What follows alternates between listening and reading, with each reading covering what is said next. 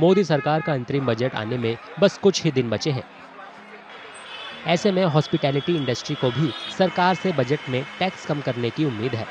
Hospitality industry से जुड़े लोग, खासकर हॉस्टल चलाने वालों का मानना है कि पिछली तिमाही में अच्छे कामकाज के बावजूद इंडस्ट्री को कई चुनौतियों का सामना करना पड़ा है। कोविड से पहले और कोविड के बाद अब जो टैक्सी रेट्स हैं उसमें 20% बढ़ गए हैं। वो होटल रेट्स भी अक्रॉस द इंडस्ट्री अबाउट 20-25% बढ़ गए हैं।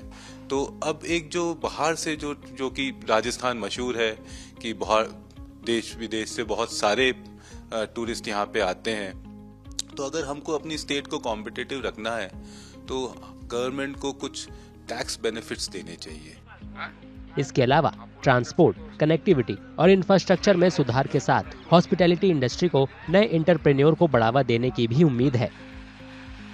One specific challenge that I can think of is that last mile connectivity, that local infrastructure which can help people reach to not just the hubs but spokes in general, and like distribute the tourism presence across geographies and not just keep it to a few peak focus areas. Another important challenge that I can see is sustainability and travel going together.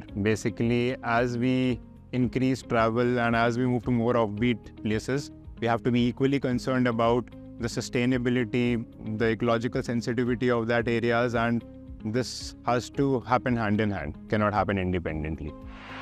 Hospitality industry को भरोसा है कि आगामी budget देश के tourism sector के भविष्य को आकार देने में अहम भूमिका निभाएगा। ये इंडस्ट्री देश की अर्थव्यवस्था में काफी कारगर साबित होगी।